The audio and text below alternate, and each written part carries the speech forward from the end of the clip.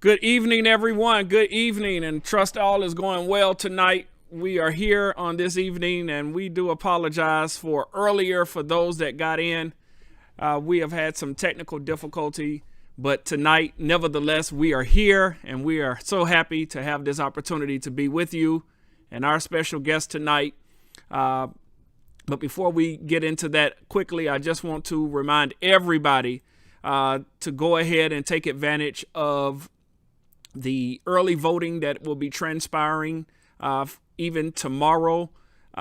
You can early vote in your local precincts, whatever county you're in, whether you're here in the state of Georgia. We do realize that there are several states in the United States, so wherever you're watching us from, you may not, your state may not be doing early voting, but check to see if your state is doing early voting. You can take advantage of it between now and the 30th of the month. The 30th of the month. Please, early vote. Go out to your precincts. If you're not doing that, then you're absentee. But please do whatever you can to make sure that you get out and vote. All right? All right. And again, thank you so much for watching here on LongTalk tonight. Please do us a favor and follow us here on Facebook. Tonight, many of you are watching on Facebook, and you can like and share. So please like and share. Also, we're on Instagram. We're on Twitter. We're on YouTube, and thanks to all of you all that are watching us on our YouTube page. We appreciate you doing that. We're extremely thankful. So please subscribe to that and also hit the notification bell so that you can stay connected to us there on YouTube. All right. All right. Thank you so kindly. Tonight, our guest is a prolific and well sought after author, motivational speaker, and tonight he's carved out the time. He's fresh off the road from a family vacation, but he sped back to be in his office so that he could come and join us tonight. Friends, you see him on the screen. He's our special guest, Reco McDaniel McCambry. How you doing tonight, sir? Hey, I'm doing fantastic, man. I appreciate that phenomenal introduction, and also I appreciate the invitation to be here to join you and all of your guests here this evening. So thank you for having me. Yeah, man, I am appreciative that you've taken the time to come on and be with us, and just hopefully you are well rested and that you've gotten sufficient rest to come on and talk to us. Are you well rested? Hey, definitely well rested. Definitely well rested. Man, listen, I'm having, it's been a tough night for us. Just having a little audio difficulty. We're going to try to get this fixed real quick. I know that, and I try not to blame anything on the devil. Those that know me know I'm a pastor. But we have been doing this show for several months now, and we've never had these type of issues. And tonight, for some reason, and I believe it's because you're going to help somebody tonight, Reco. I'm so convinced. You're going to help somebody here tonight. Friend, just if you can, tell everyone about exactly who you are and just give us a good overview as to what's going on with you these days. Yeah. Well, again, Pastor Long, I appreciate the introduction and also the invitation. And for those of you all who don't know me, my name is Reco McDaniel McCambry, and I am a CEO. I'm also a business consultant, an author. I call myself a serial entrepreneur. I've been an entrepreneur since the age of 20 years old. Y'all thinking, well, it's probably only a few years. I know I look about 24, 25, but blessed to turn 39 this year. So coming up in 2021, God willing, I'll actually be 40 years old. So I actually this journey of entrepreneurship for 2 decades. So I've been doing that a while now. In a few weeks, been married 13 years. I have 3 wonderful children, and each and every day I continue to seek how to get better. How to build my knowledge so I can be a blessing to other people. So I know tonight I'm here to talk about the fatherless father, and also this epidemic that's plaguing the world right now, and hopefully we'll have an opportunity to be able to cover enough information to be able to touch somebody so they can grow. I believe God blesses each and every one of us to be a blessing to somebody else. So hopefully somebody will get touched by something that we discuss in this time that I'm on with you. Oh, I believe someone's going to be touched. Again, I try not to be super spiritual, but for the level of difficulty that we've had tonight, man, I know what you're going to talk about is going to really captivate somebody's heart and really meet them where they are and speak to their life situation. I want to just start out by asking you, this book that you have written, The Fatherless Father, exactly what led you to write this book? I'm very curious as to what led you to write this book, Fatherless Father. Yeah. Can you hear me okay, Pastor? Yes, sir. Long? I've got you good. Can you hear me? Okay. Yeah, I can hear you, but it's terrible echoing. But we'll go ahead and roll with it. I can make out what you're saying. But at any rate, The Fatherless Father was a book that I started off writing to be a tribute to my mother. You know, initially that was the whole game plan. I was actually going to write another book when I started getting into, this world of motivational speaking, and organizations would bring me in, or I would go speak at churches and things of that nature. They say, if you really want to become successful, you need to write a book. Mm-hmm.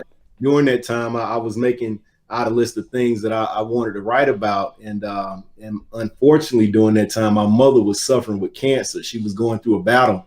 And I saw everything that she had went throughout the course of her life to raise me. They always say a woman can't raise a man. You ever heard that cliche before? Absolutely. And if I can be honest, I've even said that in a lot of settings to family members. Mm-hmm, mm-hmm.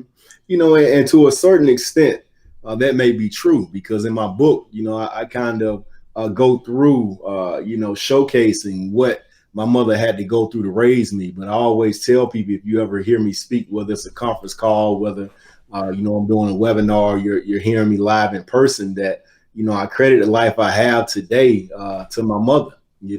God blessed me with this mother that raised me along from the time I was born until the time I went off to college. And this book challenges that cliche that a woman can't raise a man, simply because of what I've been able to accomplish and a lot of things I learned, not necessarily by what she told me, but by what I saw, and the book was a tribute to her, and it kind of turned into something a little bit more as I started writing, because what I realized is a lot of the challenges that she was going through were challenges that were being faced every single day by single women who were raising kids, whether a son or, a daughter, right? Or several kids for that matter. And also the book made me realize that it made me deal with a lot of feelings that I had growing up fatherless.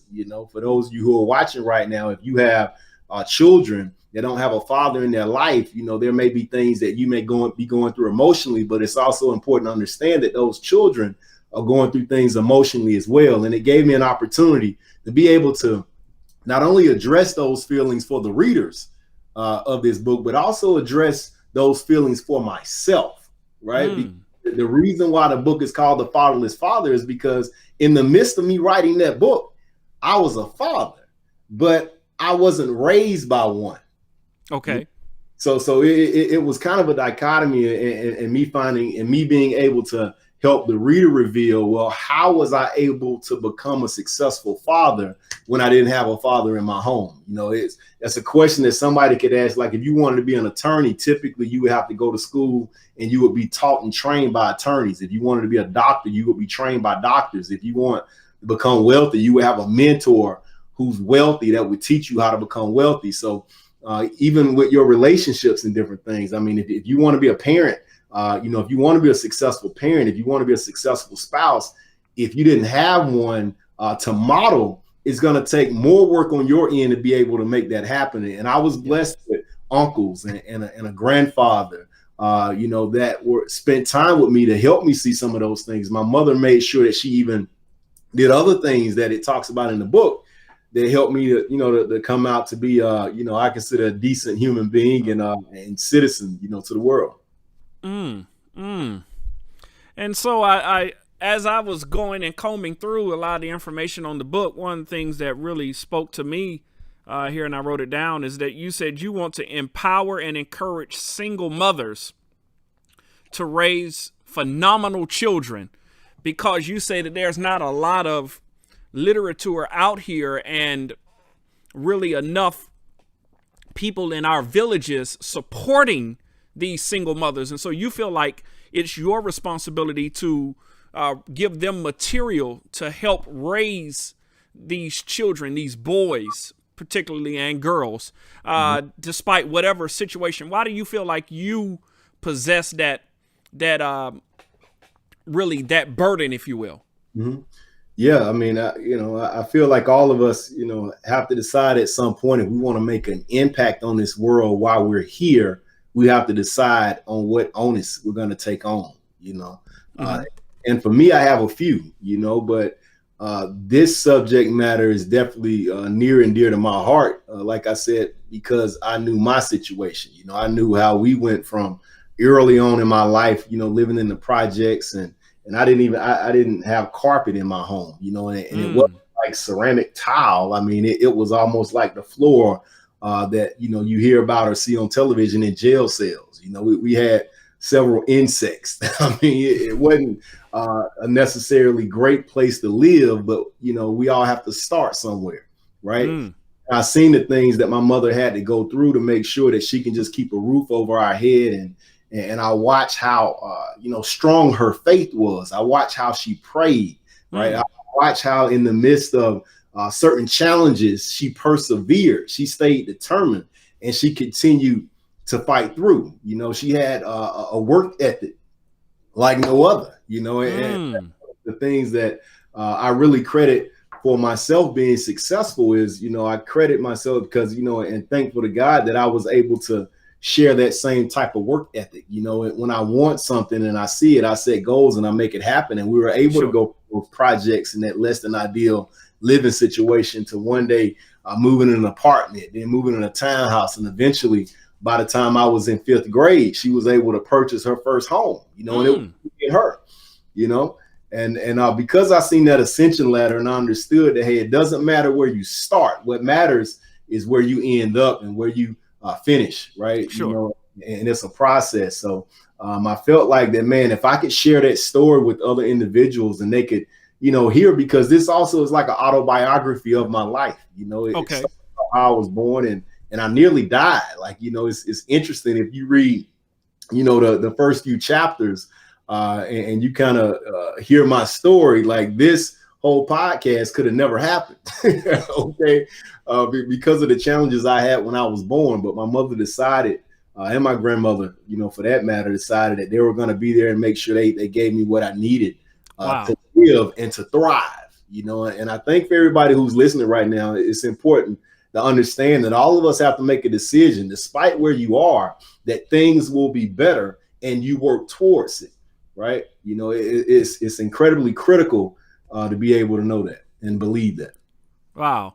And so even since you've written this book, I'm sure you have been able to help individuals by motivating them, and also not only the single women, but you say also that you feel like you have a burden to help other fathers like yourself who have been on this journey of raising children when they have, as you said earlier, no role model, no example, or anybody to look at to model themselves after. So you feel like it's a dual audience for you, both single mothers and young men like yourself who started out by yourself. Oh, yeah, absolutely. And there's many of us out there. I mean, when you look at the statistics, especially coming out of the war on drugs in the 80s, when it locked up so many of our, Black fathers across this country, and, Black people in general, there's a lot of people who are suffering, from everything that has happened to us and how we've been oppressed as a race. But even outside of that, what I live to be, and I know we talk about me taking the responsibility, and I said earlier that me taking on the onus, what I live to be is an example. I always tell people that in our lives, as we develop and people watch us, no matter how successful or average we feel we are or below average, you still have people watching, even if it's your children, even if it's your next door neighbor, even if it's the person that sits next to you at church. And all of us have to make a decision whether we're going to live our life as an example or we're going to live our life as a warning. And I decided early on that I wanted to live my life as an example. I wanted to be someone that people could look at and say, you know what? well, maybe I can do better. You know what? Well, maybe I will do this, or maybe I will do that, because that's an example of how things should be, or that's an example of what I want to be. Just living as an example, because the other side of that is living as a warning, when people can look at you and they can say, you know what?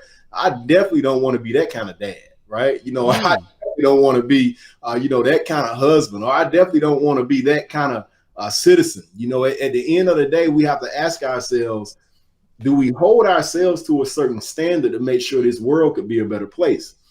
And the reality is, I know for a fact, when I started, reading different things, and even after I started reading this book and I started looking at different feelings I had, and I'll never forget, right after I wrote the book, I went to this men's retreat, and it was a guy that stood up, and he was talking about how his mother held back from him the identity of his father until he was like 30 something years old. And at the time, the guy probably was like 35, 36. And you could tell he was like a man's man, like real tough guy, probably, you wouldn't think this kind of guy would cry. And he started going through these stories when he was younger about, how his dad wasn't around and how he was affected by it. And he just started crying. And when I looked up, there were like probably 50, 60 different men in the room. There was a room full of black men, and about 56 were crying. I mean, including me. And I realized that there were things that I had not dealt with when it came to this father not being in my life, that I had kind of pushed to the back of my mind and pushed out of my heart, and just kind of forced myself not to deal with it. And thankfully, I found ways to kind of shift channel this anger on the inside of me to help me succeed. Because some people channel the anger that's on the inside of them in other areas that not only doesn't help them succeed, but gets them in a lot of trouble, right? That's what we have when you look at, about 75, 80% of the juveniles that are locked up are fatherless, over 75% of the young girls that end up having babies, as teenagers are fatherless. 90% of the runaways are fatherless. So you have all these challenges that people deal with. And if you're listening to me right now, single mothers, or even grown men who are fatherless, I still believe that those issues need to be dealt with, because what it does is it really helps you become a better human being over time. You're so right, man. Gosh, you're so right. Listen, if you're just tuning in tonight, we are live here talking about the fatherless father with our special guest, Mr. Reco McDaniel McCambry, a sought after speaker, travels the breadth of this country, also a published author. And tonight he's talking from his book, The Fatherless Father. And Reco, I am just so, I don't even have the word to use, that you have really found that this is one of the main focuses of your life, to help young men and single mothers. Because one of the terms that you used, you said there's a lot of hurt, there's a lot of pain, there's a lot of bitterness, and most people never deal with it adequately. They only bottle it inside to make it worse. But you feel like that this book and you beginning to talk about it is that reinforcement to really hold things together before somebody ultimately just loses it and becomes a victim of what you said earlier: suicide, runaway, unplanned teenage pregnancy, and so many other detrimental things to our society. This reinforcement that you speak of in this book, how is it that we men that have never had a father in our life, how can we reinforce these situations? Yeah, well, I think it starts just with you recognizing, that some of those feelings are there, Okay. And being able to identify where that pain is and figuring out what is it going to take to fix it. For me, it was really freeing, and I don't want to give much of the book away, because if you listen to me right now, you definitely need to make sure you read the book, But for me, at the age of 10 years old, I decided that I wasn't going to care anymore that the guy who was my father didn't want to have me in his life. So I made a decision at 10 that I didn't have a father. I made a decision that my mother was my father. I didn't care about this guy, and I was going to be A-okay, right? I made a decision at 10. Even in the midst of me dealing with certain things that ended up being anger, I just was able to push those things back because I played sports. My mother kept me knowing a lot of sports. And then when I got old enough to work, she made sure, I had a job. So if I wanted to play sports, that was cool. But also I had to work, and my book talks about that. There's a whole chapter called You Will Work, and it taught me that, hey, if you ever want anything, you're going to have to work for it, but we developed work ethic early on, and the thing is, and as I go through in my book in those different chapters, it just really makes you realize that, hey, if I don't fix these things, and I'm going to continue to have problems in other areas of my life. There's some people who cannot hold a relationship long term, not because they just have personality differences with the individual that they're with, but it's because of some of that pain, hurt, and anger that's on the inside of them that maybe causes them, detachment issues after a while in relationships. There's so many different things, and I'm not a therapist, so I don't want to sit here and try to diagnose anybody based on the fact that they were fatherless. But this is a step. We're working on a movie right now for the Fatherless Father. It's the Fatherless Father, the movie. The script is already written, and hopefully within the next, few months, we'll be scripting for that movie, and we'll have a date for it, and it'll end up rolling out. Really excited about that. But we're also going to be doing master classes. We're also going to be able to have, some online things also for people across the world, because this is not an issue just here in the United States and on the inner cities, but this is something that's going on across the world, So it's important for all of us to be able to realize where we are, be able to address those things, and to move forward in faith that things will get better. And I truly believe that this book is the beginning of that, not only for individuals who've gone through it and grew up, but also individuals who are going through it right now. Okay. I want to pick your brain on this one. Again, you write this as well. Hopefully this book will inspire so many to either redevelop or initialize a relationship with their father. Why do you feel as though that is so significant in helping fatherless fathers? I think it's a missing piece. I know every relationship could be different, based upon what happened, right? Because as I grew up, what I started to realize as I got older is that, our parents were younger too. There were some things that happened that we understand as adults that, if we were adults and we were younger, we probably would have understood, but the story never told, nobody's perfect. Everyone makes mistakes. So sometimes you just got to, as an adult, you just got to be able to, figure things out and see. Because for me, I'll tell you, Pastor Long, the only reason why I started down this road of trying to figure out who my father really was, because like I said, at 10, I decided I wasn't going to care. And that decision stayed consistent throughout the rest of my life until one day we were leaving basketball practice for my son, and at that age, he was like 8 years old, and out of nowhere, he asked me, say, Dad, he said, you don't wonder sometimes where your dad is? Wow. And and this whole scene that I'm about to give you the summary of is in the book, right? It's to strip you out. So he's like, you don't wonder sometimes where your dad is? And I was like, quickly, I said, no. And he was like, why not?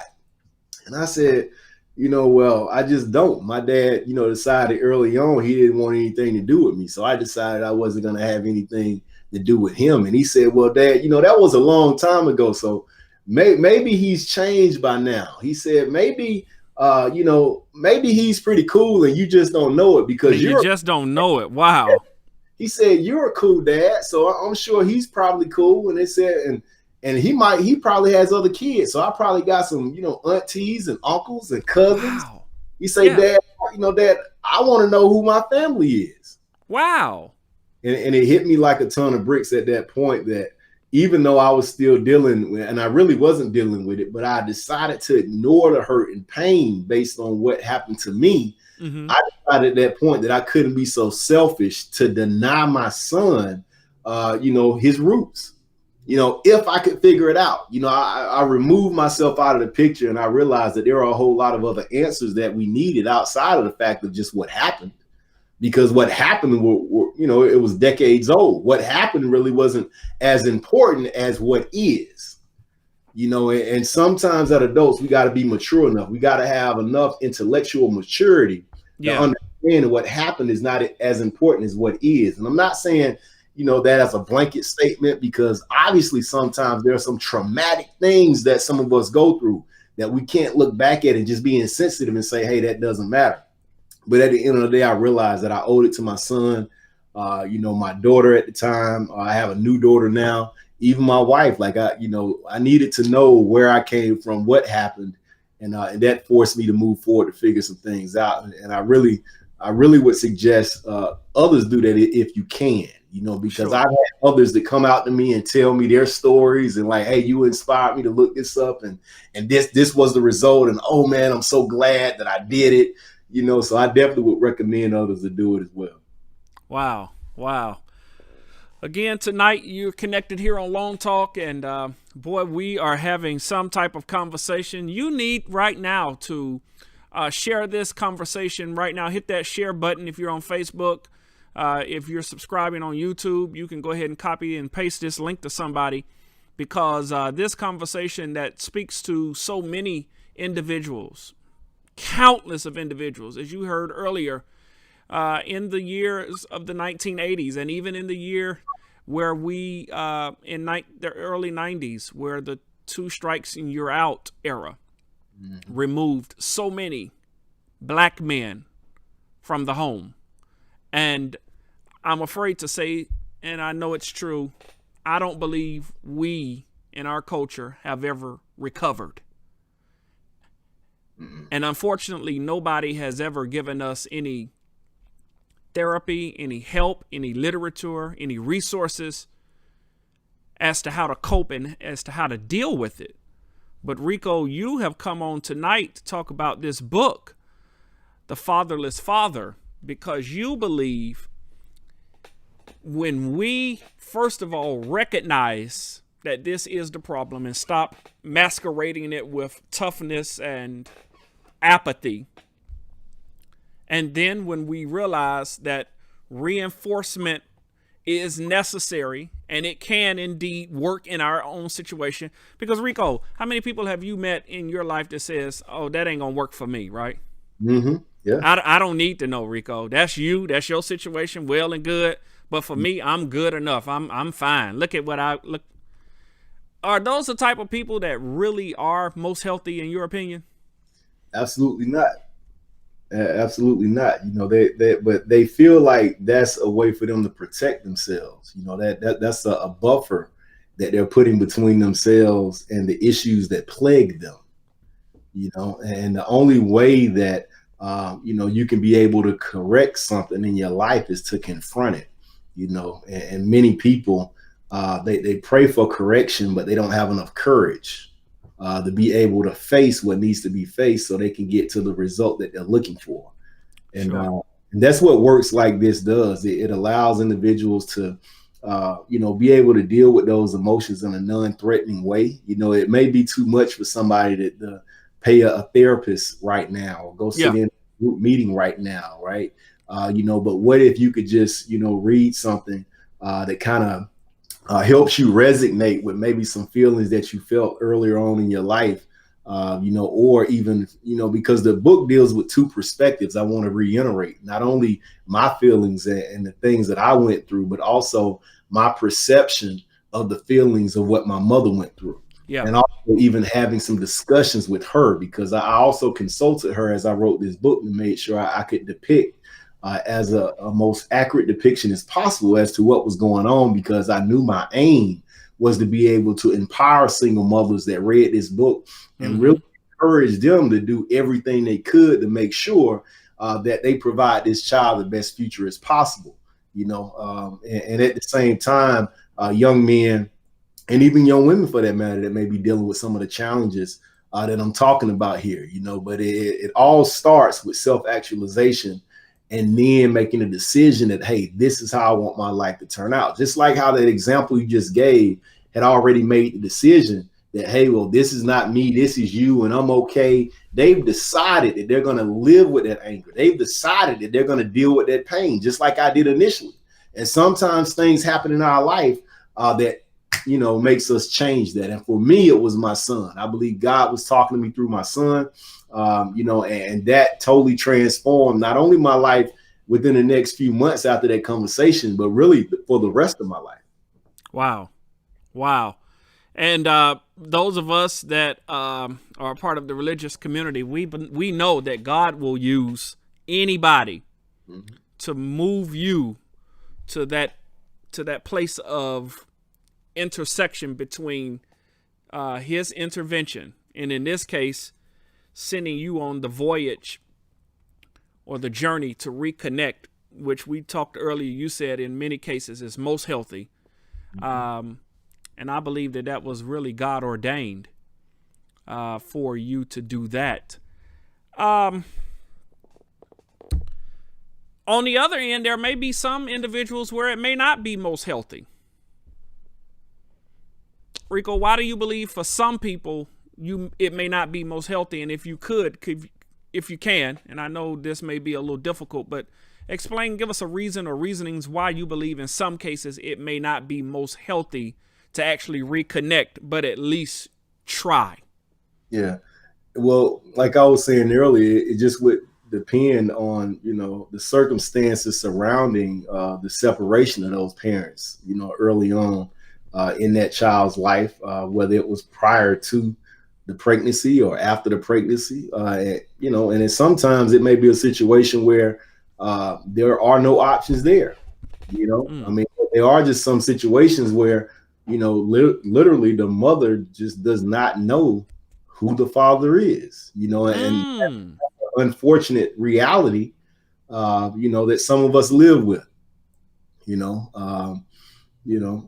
it happens, and that's something that we just have to figure out how to navigate through. And I even addressed that in my book, because some people that read this book and are inspired to be able to live their best life after the fact, which is great. And that's my prayer for every person that reads this book, whether it's a single mother or a child that's dealing with fatherlessness. It's important to understand that even if you don't have an earthly father, you have a heavenly father. Oh, right? My God. And I addressed it in the book. And the reality is that's what always kept me inspired when I would think about not having my father. Mm-hmm. Believe it or not, I grew up in the church. My grandfather, and I call him Pawpaw, that was my father figure. That was my mother's father. Okay. He was a preacher. He was a pastor of a church, and every week, sometimes twice a week, I was in the church. So early on, I started to develop a relationship with God. So because of my faith and because of different things my mother exposed me to, it helped me make it through, and I didn't become a statistic. And again, that's what this book kind of talks about for those single mothers who are out there that maybe you feel like, you're afraid because you don't want your children to fall, subject to being a statistic, or maybe they're a little older and you don't know maybe some of the things to say or some of the things to do. That's what that book covers. Mm-hmm. But the reality is, for individuals that don't know who their father is, that may be a challenge.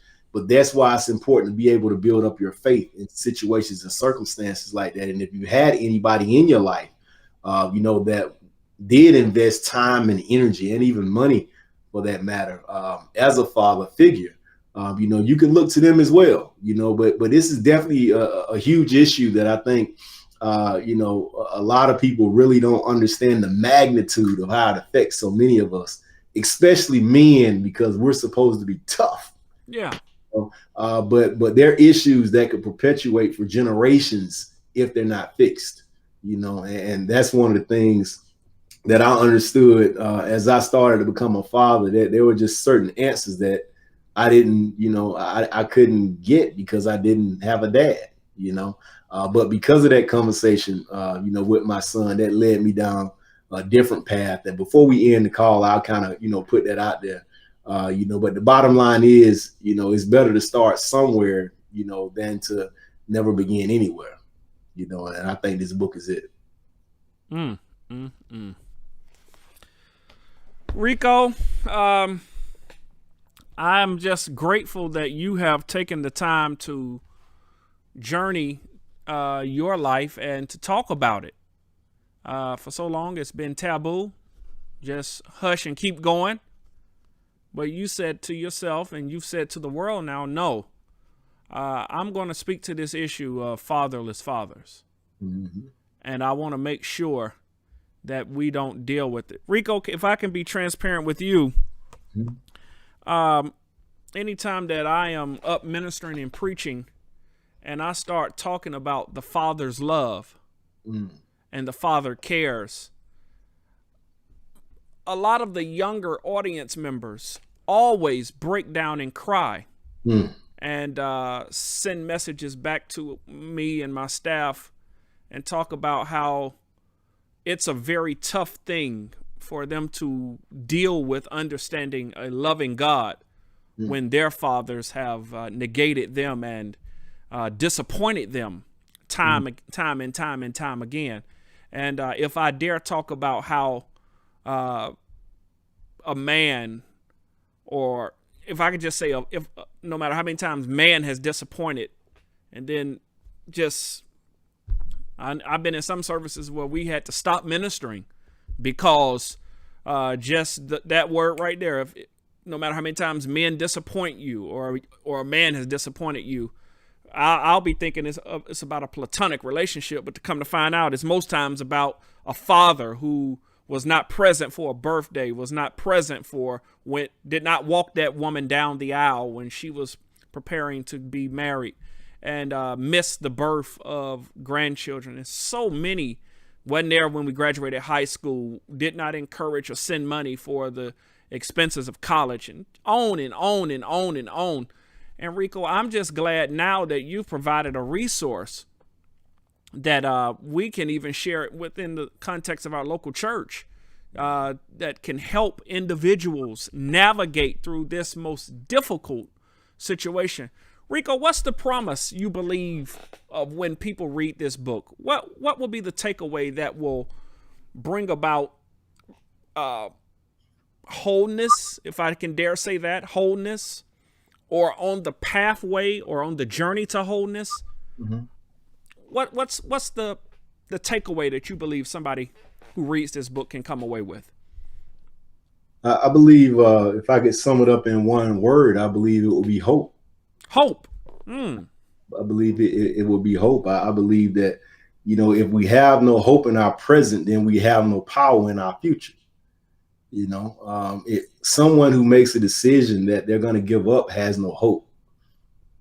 Someone who feel like that, tomorrow is not going to be a brighter day no matter what, is hopeless. So we need people around to be able to inspire hope. And I feel like this story from start to finish, in addition with steps, we're talking about tangible steps, way to be able to reframe maybe some perspectives that you have as an individual, to be able to provide more hope, stories that you read, some funny, some just downright sad, but everything's heartfelt, just to provide you that hope, because regardless of your situation, no matter how bad it is, there's still hope, and it's the way you perceive the end result. It's not what happened to us that determines our destiny, but it's how we react and respond to what happens, what we do about what happens, and that's what this book is all about, giving you that perspective to be able to wake up that hope on the inside of you and say, hey, regardless of how the past happened, my future is going to be better. And when you believe that, and that hope is inspired, then you start inspiring hope in others, and that's what I believe that we're here for. That's what makes me feel so good, man. I work really hard, and I'm very thankful for a wife that's very forgiving, but she works hard as well, and our whole life, man, is really based around inspiring hope in others and helping others live their best life, because we only get one shot at this thing called life. So One shot. one shot, we might as well live it up and do all we can while we can. Oh my goodness. Oh my goodness. Reco, I believe that this book comes along at a time and a place where many can say, wow, this is the missing piece, right? If only somebody would show me how. Mm-hmm. I'm scared. I've never done anything like this before. Gosh, Reco, we could go on and on about this, but getting this book and going to lFatherless.com to pick up this book, and when I read it and I see and I read and I fully understand, because you don't hold any details back. Mm-hmm. You talk about the onset, as you did here tonight, about the contextual layout, no plush carpet, no antenna on top to get at that time satellite television, right? That's right. Yeah, man, I know. One of our listeners said that she grew up on the same street with you. Oh, wow. Yeah, Renita Thomas Williams. I don't know if she wrote that earlier in the comments. I grew up with Reco. We lived on the same street. Yeah. Saratoga Woods. Yeah. So, but Reco, I'll say this and then we're going to bring it to a close. When and if that connection is made, mm-hmm. what are the real benefits that you believe can happen and maintain? Well, let me ask you, what benefits can be achieved and what will it take? What will it take to maintain that wholeness? Yeah. Again, I think it all boils down to perspective, and that's why in anything I do is not just about showing somebody something they can apply, but it's about being able to help shape their mindset, right? If you don't develop the proper mindset, somebody could give you anything, but you would end up losing it if you don't have the proper mindset to be able to maintain it. Wow.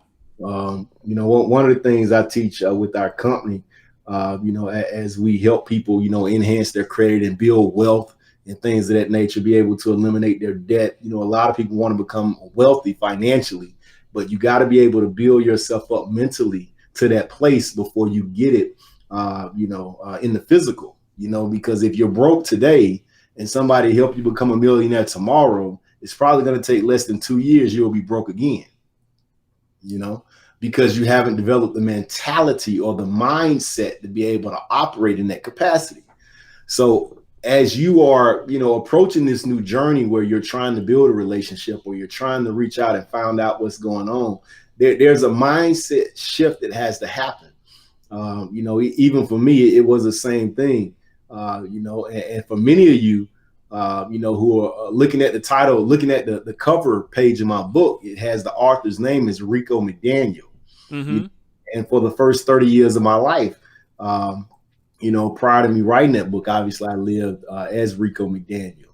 And in fact, for the first 37 years of my life. But if you read the book, you'll find out that I actually ended up meeting my biological father at 30 years old.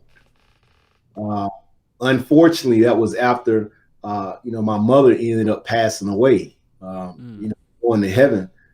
But the thing is, and I'll let you read the story in my book so you can figure out what happened. But check this out. My father never knew about me, and I never knew about him. Now, I know you're probably asking yourself, well, how in the world can that happen? Right?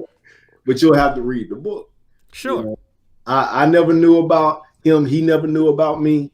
And after we ended up connecting and getting all the stories together and connecting the pieces of the people who were privy to the information, everything checked out. But the bottom line is, that if I never had that conversation and was open and willing to adjust my mindset, the day my son made the offer that I find out where this guy was, I never would have reconnected with my father. I never would have met my brothers and sisters. I never would have met grandparents. And check this out, Pastor Long. My biological father lived within 1 mile from me for 8 years as me being a young man and never knew it. And he never knew it. He never knew it. I know he never knew it. And his parents, which are my grandparents, lived within that same 1 mile radius. And they didn't know. They didn't know. So, it's incredible because out of all my father's kids, and I have, 5 brothers and sisters, they say that I look more like him than any of his children. Wow. And, but it's just a blessing, man. I got a whole nother family. I lost my mother, who obviously raised me, and I could talk to her about anything. I mean, I really went into a state of depression, as my mother, began to pass away because, she passed away from cancer. And after she passed away, and within 30 days of her passing away, I met my biological father. And it was like, death overcame me, but then I was brought life, because of this new journey. So you definitely want to read that story. You definitely want to read that story to find that out, but obviously my future is much different, now because of that relationship and because I readjusted my mindset. I was able to meet my biological father. Now he's like, one of my best friends, Wow. We travel the world together, we play golf together, a lot of things. In fact, most things that he likes, I like. There are a lot of things that he does unconsciously that I do unconsciously. I mean, it's crazy. I could go on and on about that whole situation, but I'm grateful that, I reconditioned my perspective on this subject, because if I didn't consider that, hey, maybe I do need this, I never would be in this position now. My name still would be Reco McDaniel. By the way, I actually made McDaniel my middle name legally, and my new last name is McCambry. And that's the last name of my biological father. I took his last name and my kids and my wife. So we're a part of a whole new family now, because I was open and I decided to go down that road, and I was prepared. Don't get me wrong. Obviously my story turned out great, but I was also prepared if it didn't turn out so great, and I want to warn each and every one of you that you have to be the same way, but you don't want to expect that. Okay. You don't want to. You never want to expect the worst. Okay, you never want to expect the worst. You want to expect the best, but prepare for the worst. Say that again. Say that again. You want to be able to expect the best, but prepare for the worst. How do you do that? Perspective. Perspective, and you being able to understand that. Hey, worst case scenario could happen. It definitely could happen, but I'm not going to expect worst case scenario to happen. What I'm going to expect, and I have faith that things will turn out like I pray for it to turn out, like I'm going to work for it to turn out. And sometimes we can't control what happens, but at least we can control our perspective about what happens. Because even if the worst happens, if you already condition yourself to prepare for the worst, you'll still be able to deal with it. You're talking good, sir. You're talking real good. Oh, my goodness. Oh, my goodness. Reco, getting this book should be one of the best gifts that somebody can give this holiday season. Is it true that they just go to lFatherlessFather.com and pick a copy up? That is true. lFatherlessFather.com, right there on the site. lFatherlessFather.com. Yep, and it's also on Kindle. It's also available for them to download on their iPad. So I know most people like to have a physical book. So do I. Even if I buy books on my iPad, that I read while I'm traveling, I'll still buy a physical book to be able to have that, because I like to collect and build a library, and also, lend those out to individuals. But yeah, you can download on your Kindle, your iPad, You can pick it up, on Amazon, but thefatherlessfather.com is the website. You can go pick it up. Wonderful, wonderful. Reco, I've thoroughly enjoyed this conversation tonight. I appreciate you taking the time to come on and chat with us. Individuals that wish to connect with you, they can connect with you at The Fatherless Father. Yeah, at The Fatherless Father is the Instagram for the book, and then also my primary Instagram is Reco McCambry. That's RecoMcCambry. Wonderful. So friends who are watching, please connect with him as he continues on this journey of helping individuals. Primarily, you said single mothers. You want to be a support to many single mothers who are raising these children by themselves. You also want to be a blessing and a vital resource to other men like yourself who at one given time were raising children and had no example. That's right. How hopeless can it be to be trying to attempt to do something great with no example, no map, trying to go to your destination with no map? I mean, promising vacation, boy, gonna get there, gonna swim, gonna eat the best food, but you have no idea as to how to get there, right? Mm-hmm. And I just believe that if somebody pick a copy of this book up, again, going to thefatherlessfather.com, picking up a copy of this book, it'll bless your life. Reco, again, thank you so much for taking the time to chat with us, man. I appreciate it. I'm just glad that you have done this, as you have helped countless of individuals.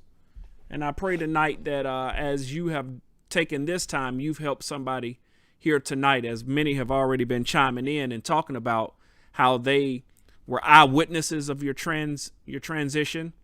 Many that say, I grew up with you, now I see you. Isn't it always phenomenal when you go places and people say to you, Reco, I remember when you was a little boy. Man, if I got $1 for every time I heard that one. Oh, man, I remember when you wasn't no bigger than, and now look at you, boy, you're all grown up and look at you dressing all nice and, you know how the old people are and how the ones that. Few times. Yeah. My pastor always says people look at you and go, ooh wee, I remember when. So, but friend, thank you so much. I really appreciate it in all sincerity for you taking the time. I know you were just coming back from family vacation, but you most rapidly came to do this interview, and I really appreciate it, man. Yeah. Well, thank you for having me, man. I appreciate the invitation, and whatever I could do, whenever, if I could add value to your platform and help all of the individuals or assist in any way possible, that's what I'm here for. And I want to say thank you to you. I want to express my level of gratitude for what you're doing for the people as well. And hopefully those who are listening, will look at your example. Like we were talking about before, you got a decision to make if you want to be a warner or example, but they'll look at your example that you're leading by and be able to continuously to do things, maybe daily, maybe not even on this level, but if they can do just a little something, even if it's just absolutely advice or encouragement, to be able to move forward and make this world a better place, because God knows we need it right now. We need it. So many examples out here that are not, boy, you said a mouthful when you said that earlier. So many examples, but they're not good examples, right? Mm-hmm. Yeah, they're warnings. Yeah. But when they can hear voices like yours and other voices, come on shows like this and see things, read books like The Fatherless Father, and however it is that they intersect with the necessary vehicles of destiny. Mm-hmm. I believe that's what's most important. That's right. All right, friend. Listen, enjoy the rest of the night. We appreciate you coming. Those who are watching tonight, thank you so much for tuning in. We appreciate it. And I believe that tonight's conversation has been a significant impartation into your life. Whether you're one who subscribes to a community of faith or not, that's not significant tonight. What is significant is that you heard these truths that were shared and that you apply them to your life. You make that first step. if it is to pick up the phone, to call a family member, to connect you with that father. Or you know where he is. May not have lived a life. Maybe you're ashamed. I get it. But still, that's your dad. Love on him. Connect with him. Or if you realize that it may not be most healthy, then increase your time of meditation. And again, maybe you are a part of a community of faith. Prayer.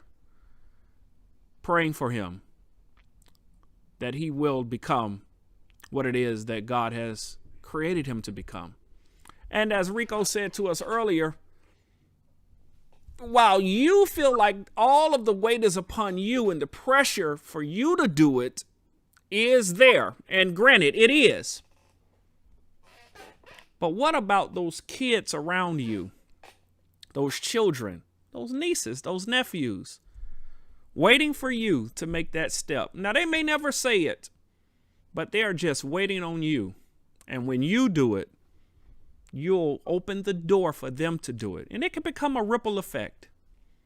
And so tonight here on LongTalk, I pray that we have really allowed you to gain enough courage to make that move and to open that door. All right. We're signing off. We appreciate everybody. Thank you so much for watching. Enjoy the rest of the weekend. We'll be back next Tuesday at 7:30 p.m. You take care. Good night, everybody. Take care. God bless. God bless. As a pastor, part of my job is to be there for families through some of the toughest times in their lives. I've counseled people through devastating health crises as they've lost jobs and livelihoods, and in recent months, loved ones to violence and disease that could have and should have been prevented. All too often, these are people whom government has forgotten or for whom it was never there in the first place. I'm Raphael Warnock, and I'll always work for you. That's why I approve this message. Follow us on Facebook at Daunta A. Long. Follow us on Instagram at Daunta Long. Follow us on YouTube at Daunta A. Long. Thank you for tuning in to LongTalk.